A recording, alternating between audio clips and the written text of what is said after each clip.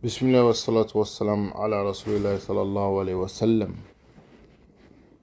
Il n'y a pas une personne qui rentre dans le paradis qui ne trouvera pas dans le paradis tout ce qui peut le réjouir. Si c'est une personne que tu as aimée, un lieu, un paysage, un objet, Allah subhanahu wa ta'ala il te donnera l'équivalent au paradis.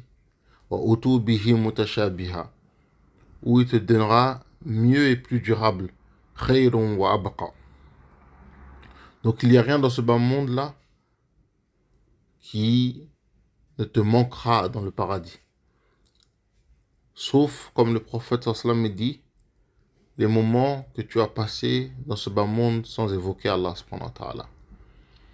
Car une fois dans le paradis, tu verras ce que cette évocation t'apporte, quelle en est la récompense. Et à ce moment-là, tu regretteras tous les moments qui sont passés dans ce bas monde sans avoir évoqué Allah subhanahu wa ta'ala. Une fois, le prophète sallam, il a vu le paradis, il a vu un ange en train de construire un palais en or, un palais avec des briques d'or et des briques d'argent. Et lorsqu'ils sont repassés par là, le prophète sallam, il a vu que cet ange n'avait pas complété la construction du palais et il restait à attendre. Il a demandé à Jibril alayhi salam pourquoi est-ce qu'il ne construit pas le palais, pourquoi il ne le termine pas. Jibril alayhi salam lui a répondu, quand on est passé la première fois, le palais, il appartient à une personne dans le bas monde qui était en train de faire du dhikr. C'est-à-dire que toute évocation qu'il sortait de la bouche de cette personne et de son cœur, ça montait dans le paradis et ça se transforme en briques d'or ou briques d'argent. Et avec ça, l'ange y construit. Mais maintenant, cette personne, elle a arrêté d'évoquer Allah subhanahu wa ta'ala. Alors l'ange, il attend qu'il reprenne l'évocation pour terminer le palais. Et le prophète sallallahu alayhi wa sallam et Allah subhanahu wa ta'ala, il nous a décrit les différents types de palais qu'il peut y avoir dans le paradis. Des palais faits en émeraude, des palais faits en diamant, de l'intérieur tu vois l'extérieur, de l'extérieur tu vois l'intérieur. Il n'y a rien qui fatigue dedans et il n'y a pas aussi de bruit, il n'y a pas de vacarme, il n'y a pas des personnes en train de crier. D'autres palais, d'autres maisons construites sur des rivières, tajri min tahti al-anhar. D'autres palais construits sur des nuages. Comme Allah subhanahu wa ta'ala dans ce bas monde, il transporte des tonnes et des tonnes d'eau, de neige et de grêle dans des nuages, des cumulonimbus. Allah dans le paradis, il construit des palais sur des nuages. Et d'autres palais, comme Allah est décrit dans le Coran, des ghuraf, c'est-à-dire comme des chambres ou des appartements sous lesquels coulent des ruisseaux au-dessus d'autres appartements, c'est-à-dire des tours dans le paradis. Et le Nabi sallallahu alayhi wa sallam, dans les hadiths, il nous décrit que le toit à l'intérieur, il est à plusieurs kilomètres de hauteur, qu'il y a des centaines de chambres, des tables servies avec plus de 1 millier de variétés de nourriture, avec différents goûts. Et aussi dans les chambres des collections de chaussures, des collections de vêtements, des collections de bijoux à perte de vue. Donc quand la personne rentre dans le paradis et qu'elle voit ce qu'elle a obtenu à travers l'évocation d'Allah subhanahu wa ta'ala, à ce moment-là elle regrette. Combien de trajets entre la maison et le travail ou l'école où j'aurais pu évoquer Allah subhanahu wa ta'ala. Si j'avais fait tomber 1 euro, même 50 centimes, j'aurais fait l'effort de le ramasser. Mais là, combien d'évocations avec des récompenses infinies, wal baqiyatu salihat, des récompenses qui restent. J'ai raté. Alors elle regrette. Si je pouvais retourner sur terre, je remplirais tout mon temps, mon trajet de travail, mon trajet d'école, mon déplacement vers mes loisirs, dans mes voyages. Même si j'étais en train de regarder un film, je resterai en train de faire du dhikr au moins pour obtenir ces récompenses que ma langue elle dit du bien. Le dhikr, c'est parmi les actions qui ramènent le plus de récompenses et qui sont les plus légères et les plus faciles à faire. Les pauvres parmi les muhajirines, ils se sont plaints au prophète sallallahu alayhi wa sallam. Ils ont dit, Ya Rasulullah sallallahu alayhi wa sallam, nos frères, ils ont pris toutes les récompenses du paradis. Et ils sont arrivés en premier avant nous. Le prophète sallallahu alayhi wa sallam l'a dit, mais comment ça? Ils ont dit, eux, ils prient comme nous on prie. Ils jeûnent comme nous on jeûne. Mais ils ont les moyens de faire des aumônes et nous, on n'a pas les moyens de faire des aumônes. Ils ont les moyens de donner aux pauvres. Nous, on n'a pas les moyens. Le prophète sallallahu alayhi wa sallam l'a dit, est-ce que vous voulez que je vous indique une action qui, si vous la faites, vous rattraperez ceux qui vous ont devancé et personne ne viendra avec autant de bonnes actions que vous au jour du jugement, sauf une personne qui aura fait la même chose ou davantage.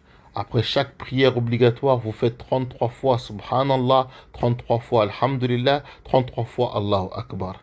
Et dans un autre hadith, un Nabi sallallahu alayhi wa sallam a dit, ils sont faciles à faire mais peu de gens le font. Et un compagnon l'a dit, mais comment ça se fait que beaucoup de gens ils s'en détournent alors que c'est facile à faire? Le prophète sallallahu alayhi wa sallam l'a dit, Shaitan il vient à l'un d'entre eux après la prière et il l'occupe et le distrait avec des paroles, avec des pensées, jusqu'à qu'il oublie de faire ces actions-là. Et dans un hadith, un Nabi sallallahu alayhi wa sallam il dit, c'est 33, 33, 33, leur récompense c'est 1000 hasanat, c'est-à-dire 1000 bonnes actions. Maintenant, il y a plusieurs formules d'évocation d'Allah subhanahu wa ta'ala. Si on se pose la question par laquelle commencer ou quelle est la plus méritoire, une fois, un homme il a demandé à une personne pieuse, il lui a dit par quelle formule devrais-je commencer? Alors, il lui a répondu, si un récipient est sale et que tu veux le remplir d'une bonne chose, alors tu dois d'abord le nettoyer.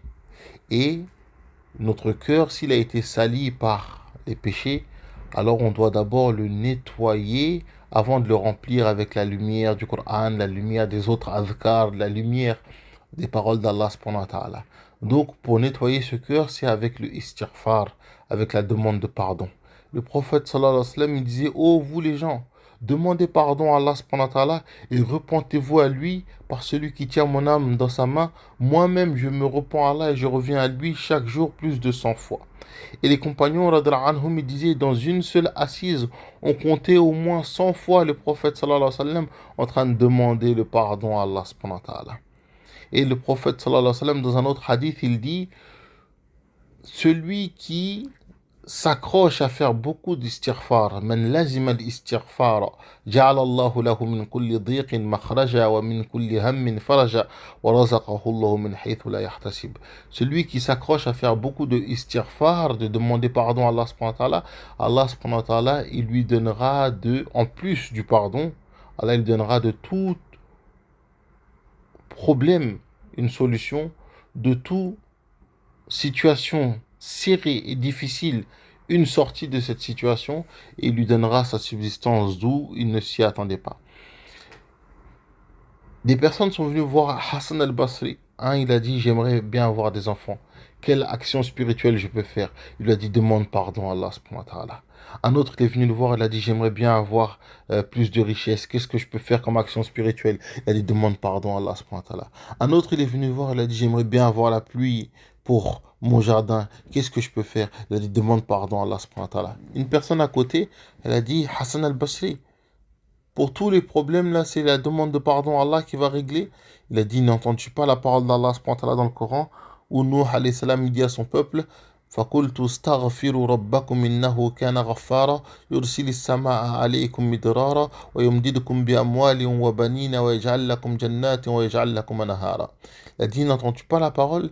Dans le Coran, Nuh alayhi salam dit à son peuple, demandez pardon à Allah subhanahu wa ta'ala car il est pardonneur, il vous enverra du ciel des pluies bénéfiques et il vous accordera des richesses et des enfants et vous accordera des jardins et des rivières. Il y a une histoire très connue de l'imam Ahmed ibn Hanbal, rahmatullah alayhi, qui a fait un voyage et où il a voulu se reposer à la mosquée, mais celui qui s'occupait de la mosquée, il en a sorti en le tirant par ses pieds et en jetant ses affaires à l'extérieur. Et il y a un boulanger qui est passé et qui a vu le shir sans savoir que c'était le shir et il l'a invité à rester avec lui dans sa maison. Et donc ils sont restés et pendant que le boulanger il préparait le pain, il répétait sans cesse astaghfirullah, astaghfirullah.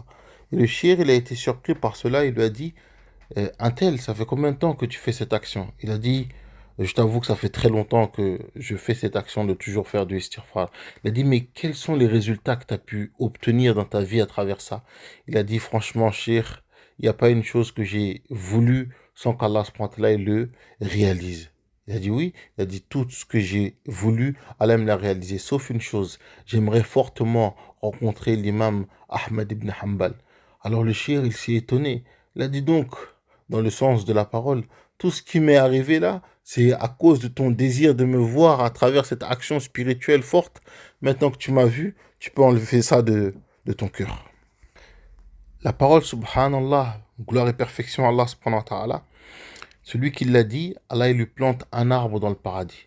Et le prophète sallam il décrit cet arbre. Il dit si un cavalier sur un chameau ou un cheval de course pendant 100 ans sans s'arrêter, il essayait de faire le tour, il ne pourrait pas faire le tour de cet arbre-là.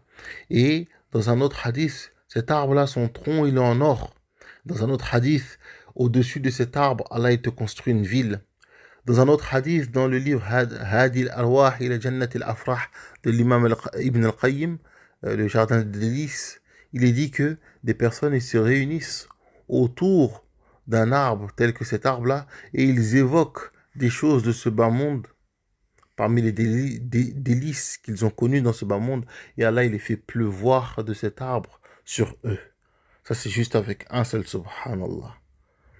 Maintenant, subhanallah wa bihamdihi, subhanallah al-azim, le hadith très connu où il est dit kalimatani, khafifatani, ala al-lisani, habibatani ila ar-Rahman, thaqilatani fil mizan, subhanallah wa bihamdihi, subhanallah al-azim. Deux paroles légères sur la langue, très aimées du tout miséricordieux et qui pèsent lourd sur la balance des bonnes actions. Subhanallah wa bihamdihi, subhanallah al-azim. Dans un hadith, il est dit que quand Allah il a demandé aux anges, les 4 anges les plus colossaux qui existent, de porter son trône, ils n'ont pas pu. Alors Allah leur a dit, dites subhanallah wa bihamdihi. Lorsqu'ils ont dit cette parole-là, ils ont dit, on ne sait pas si c'est nous qui avons soulevé le trône ou si c'est le trône qui nous a soulevés. Et alhamdulillah tamla'ul mizan, c'est-à-dire le fait de dire alhamdulillah, ça remplit la balance de bien au jour du jugement. Et le prophète sallallahu alayhi wa sallam dans un autre hadith, il dit khayru du'a alhamdulillah. La meilleure des invocations, c'est de dire alhamdulillah. Pourquoi? Parce que quand tu es reconnaissant, Allah il te rajoute. Toi tu veux demander qu'Allah il te rajoute, qu'il te donne quelque chose, alors il faut que tu dises alhamdulillah. Le prophète sallallahu alayhi wa sallam, il dit que chaque action vibalin qui nécessite un peu de réflexion, un peu d'intelligence, un peu d'importance, alors qui ne commence pas par alhamdulillah, elle est naqisa, elle est incomplète. C'est pour ça que même la khutbah elle commence par inna alhamdulillah, la fatiha elle commence par alhamdulillah. Et Allah dit dans le Coran, voilà, in shakartum la azidannakum. Si vous êtes des gens reconnaissants, moi je vais vous rajouter. Et Shaitan, parmi ses ruses, c'est qu'il dit, wala tajidu aktharohum shakirin. Tu ne trouveras pas la plupart d'entre eux reconnaissants. Donc celui qui fait beaucoup de l'alhamdulillah, il met une distance entre lui et Shaitan. Et le fait de répéter Allahu Akbar, Nabi sallallahu alayhi wa sallam, il dit, lorsque vous montez en hauteur ou que vous êtes dans un parcours montant, répétez Allahu Akbar. Le shaitan, dès qu'il entend le muezzin dire 2 fois Allahu Akbar, il fuit loin de lui la force et la puissance qu'il y a dans ces paroles-là. Dans un autre hadith, un Nabi sallallahu alayhi wa sallam, il dit, lorsque vous voyez un feu et que vous voulez diminuer son intensité, dites Allahu Akbar. Dans le hadith de Tamim al-Dahri avec Omar ibn al-Khattab, il est dit qu'un volcan il a éclaté et que la lave elle sortait à Médine et que Omar il a dit à Tamim al-Dahri qui était chrétien palestinien converti à l'islam, il lui a dit va l'éteindre et qu'il l'a éteint en poussant les cris de Allahu Akbar et qu'Allah spontanément il a fait retourner cette lave d'où elle sortait. Et le fait de répéter la hawla wa la quwwata illa billah, c'est un des trésors du trône d'Allah subhanahu wa ta'ala et un des trésors du paradis.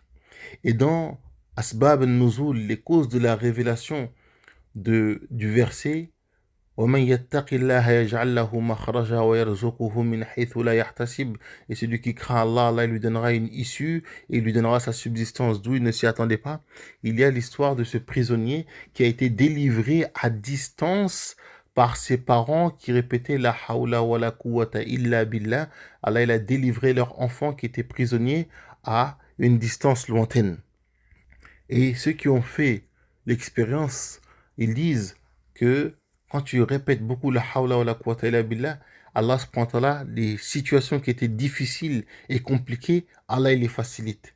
Il y a même un frère qui m'a donné cette astuce qu'il pratiquait régulièrement, que quand il y a des bouchons, il avait pour habitude de répéter la hawla wa la quwwata illa billah et qu'Allah subhanahu wa ta'ala il facilitait dans ces bouchons-là. Et parmi les meilleurs des adhkars, c'est la ilaha illallah. Et il y a tellement de mérite dans la ilaha illallah. Moussa alayhi salam l'a dit, Allah, donne-moi une parole pour t'évoquer. Allah lui a dit, dis la ilaha illallah. Il a dit, Allah, mais tout le monde dit la ilaha illallah. Allah lui a dit, oh Moussa alayhi salam, si tu mets la ilaha illallah d'un côté de la balance et les 7 cieux et les 7 terres et tout ce qu'il y a dedans, d'un autre côté de la balance, la ilaha illallah, il serait plus lourd. Celui qui a pour dernière parole la ilaha illallah, il rentre au paradis. Le prophète sallam disait Jaddidu imanakum. Qila wa kayfa nujaddidu imanana ya Rasulullah sallam. Qala akthiru min qawli la ilaha illallah. Régénérez votre foi. Comment est-ce qu'on peut faire cela ya Rasulullah sallam? Il a dit répétez beaucoup la ilaha illallah. Et celui qui répète beaucoup la ilaha illallah, Allah lui pardonne ses péchés comme il est dit dans un hadith. Ça fait augmenter la foi. Ça monte jusqu'au trône. Et après, il y a la salat al-nabi, le fait de faire les invocations pour le prophète sallallahu alayhi wa sallam, les évocations par rapport au prophète sallallahu alayhi wa sallam, Durud Sharif. Nabi sallallahu alayhi wa sallam, il dit, celui qui s'accroche à beaucoup le faire, Allah subhanahu wa ta'ala, il s'occupe de ses hams, de ses soucis, et Allah il lui pardonne ses péchés. Et le prophète sallallahu alayhi wa sallam, il dit, celui qui fait une seule fois salat sur lui, Allah subhanahu wa ta'ala, il fait descendre sur lui 10 miséricordes. Et il ne faut pas penser que la miséricorde, c'est juste quelque chose de impalpable qu'on ne peut pas voir dans le concret. Parce qu'Allah, quand il a créé ce bas monde, il a dit « J'ai partagé ma miséricorde en 100 parties et j'ai fait descendre une seule partie sur terre. Et de cette partie, il y a tout le bien que l'on voit. Tout le bien qu'on peut voir dans ce bas monde-là, ça provient de une seule partie. Donc, c'est-à-dire que quand Allah fait descendre sur toi de la miséricorde, ça va améliorer tous les aspects de ta vie. Ça va bonifier ta vie. Les gens vont dire, mais il a de la chance, t'as du bol. Alors qu'en vérité, non, c'est lié à la salat al-nabi et à la descente de la miséricorde sur la personne. Et il est connu que des personnes qui avaient beaucoup de mal à avoir des enfants, à travers le fait de répéter beaucoup salat al-nabi, Allah il les a débloqués. Il y a même un frère, à travers cette action, il a obtenu des enfants.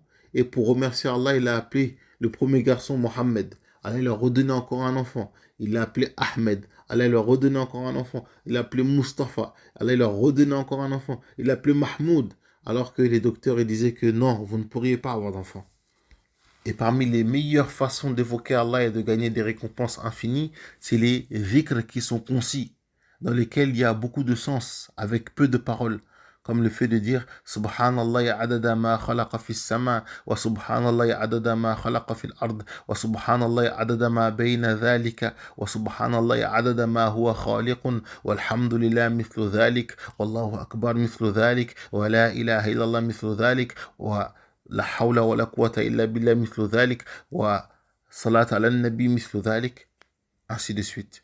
C'est-à-dire que tu dis gloire et pureté à Allah au nombre de choses qu'il a créées dans le ciel, et gloire et pureté à Allah au nombre de choses qu'il a créées dans la terre, et gloire et pureté à Allah au nombre de choses qu'il a créées entre les deux, et gloire et pureté à Allah au nombre de choses qui existent.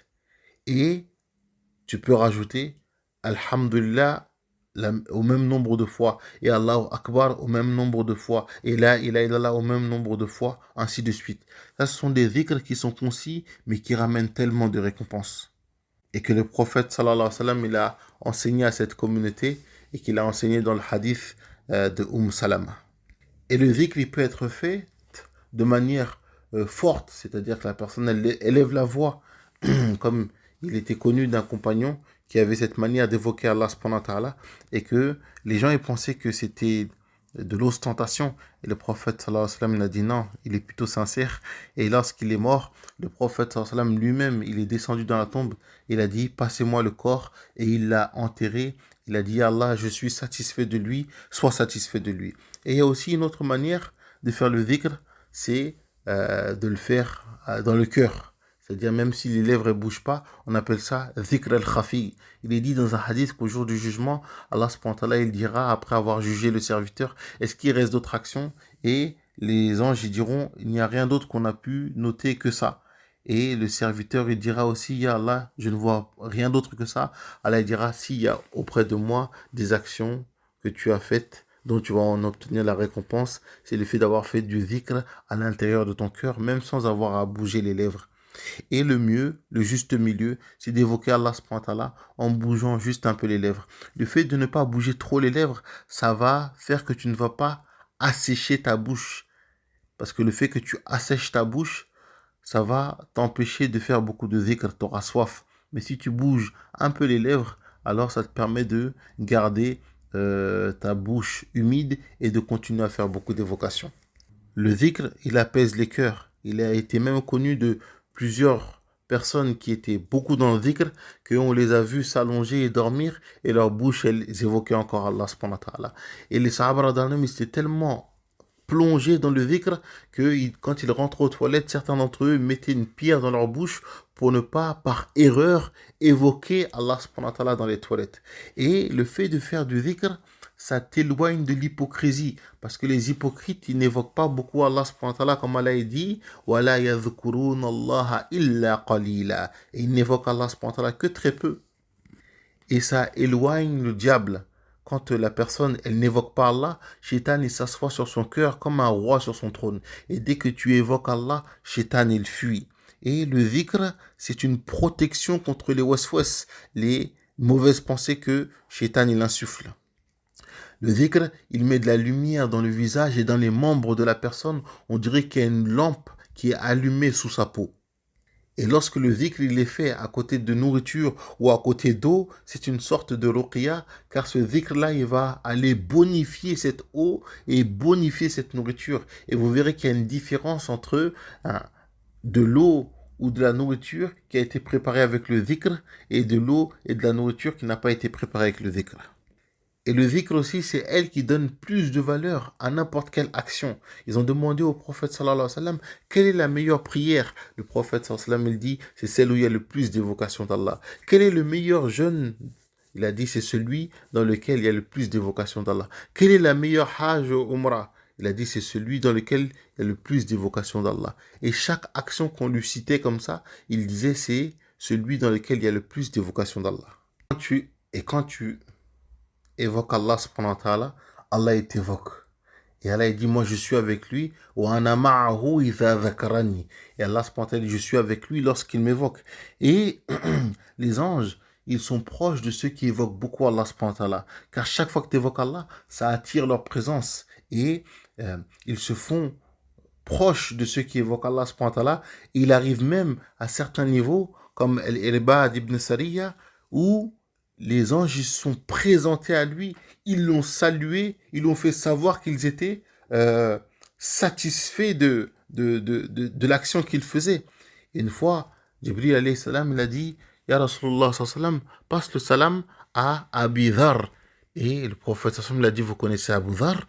Il a dit, bien sûr, il est plus connu dans le ciel qu'il n'est connu sur terre, et ça c'est dû à quoi? À son évocation d'Allah subhanahu beaucoup et de sa lecture du Coran.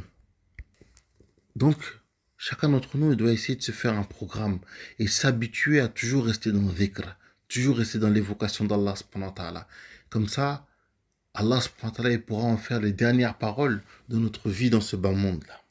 Et on va terminer avec ces quelques versets du Coran. Sourate Al-Imran, la sourate 3, versets 190 et 191. أعوذ بالله من الشيطان الرجيم إن في خلق السماوات والأرض واختلاف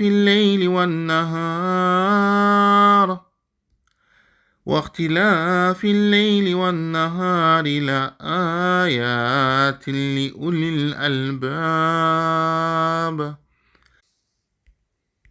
الذين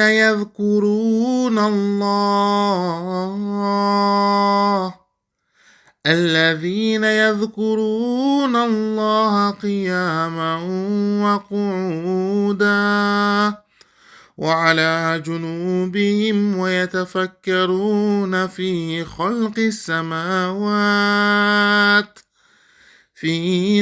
السماوات والأرض ربنا ما خلقت هذا